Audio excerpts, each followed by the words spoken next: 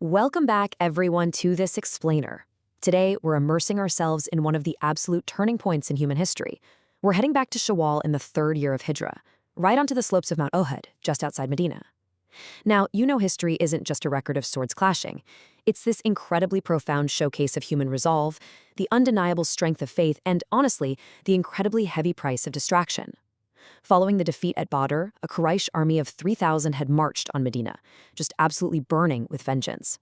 So in this explainer, we're going to unpack the incredible valor, the tragic trials, and the ultimate timeless lessons of obedience from the Battle of Uhud. Let's get right into it.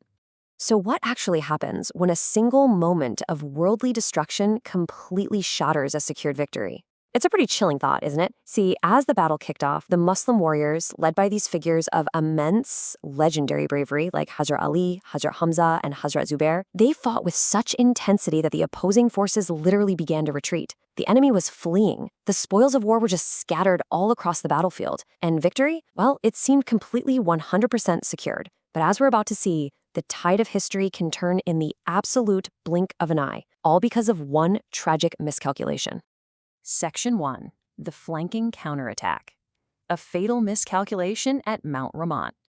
Okay, picture this. The Prophet Muhammad, peace be upon him, had stationed 50 archers on this strategically vital hill under the command of Abdullah bin Jubair. And according to authentic records, specifically Sahih Bukhari, Hadith 3039, the orders were crystal clear and incredibly strict. He commanded them not to leave their posts under any circumstances, even if they saw the Muslim army victorious, or even if they saw them being defeated and snatched up by birds. But as the enemy retreated and left their belongings behind, over 40 of these archers assumed the battle was totally over. Driven by that sudden urge to collect the spoils of war, they actually disobeyed their commander, who was desperately trying to remind them of the Prophet's strict orders. They abandoned their post, and that left a fatal opening. The enemy cavalry commander, Khalid bin Walid, who hadn't yet embraced Islam, instantly spotted this gap. He swung his cavalry right around that undefended hill and launched a totally devastating surprise attack from the rear. Section 2. The Lion's Martyrdom. The Price of Vengeance.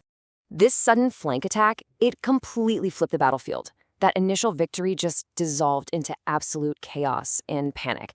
And right in the middle of this disarray, one of the most heartbreaking events in Islamic history unfolds.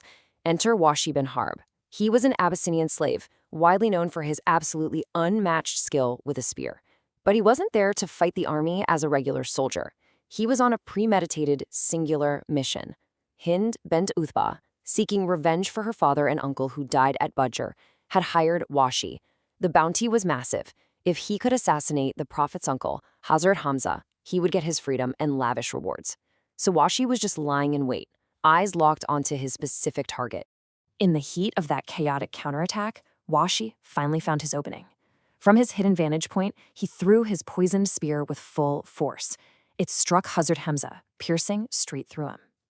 In that split second, the great warrior, affectionately known as the Lion of Allah and the Chief of Martyrs, fell. It was an instant, tragic martyrdom right there on the plains of Uhud, and an absolutely irreplaceable loss for the Muslims. And the brutality of the battlefield sadly didn't end with the loss of life. Historical sources detail that the enemy forces actually engaged in severe mutilation of the fallen Muslim martyrs.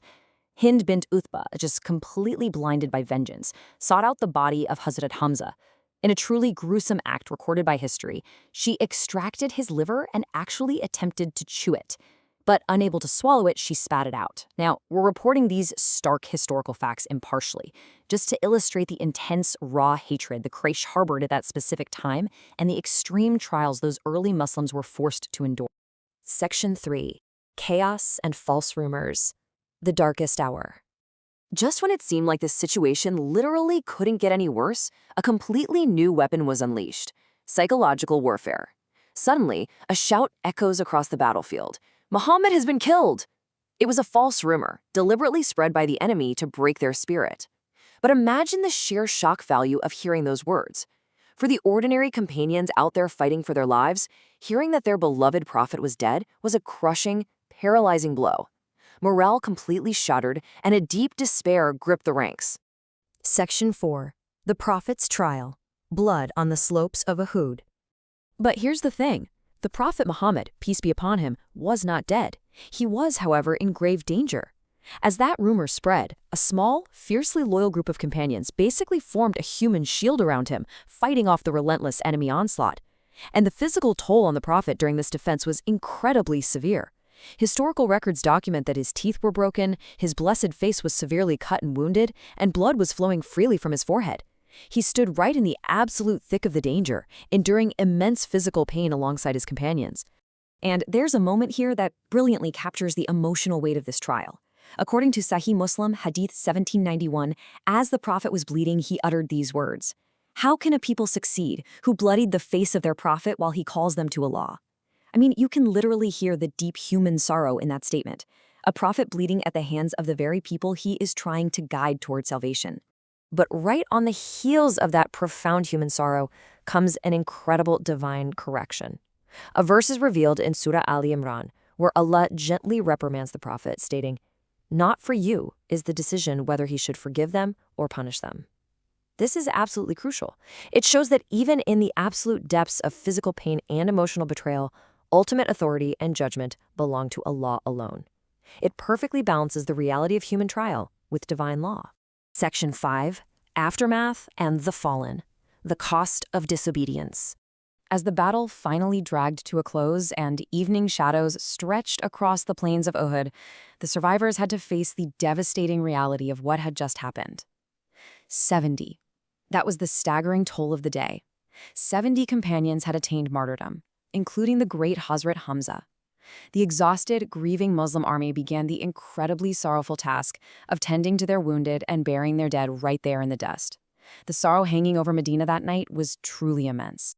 Yet right amidst this profound grief, divine healing descends. Allah reveals this beautiful, deeply consoling verse in Surah Ali Imran. "So do not weaken and do not grieve, and you will be superior if you are true believers." You see, this wasn't just a military defeat. It was a profound spiritual educational correction. The Quran was essentially telling them that their spiritual superiority remains intact as long as their faith is unshaken. It's an incredibly powerful message of resilience. Section 6. Ultimate Lessons of Obedience, a Timeless Decree. Which brings us to the core purpose of today's explainer. Uhud wasn't just a day of loss, it was a timeless decree etched into history. Let's pull this whole narrative together.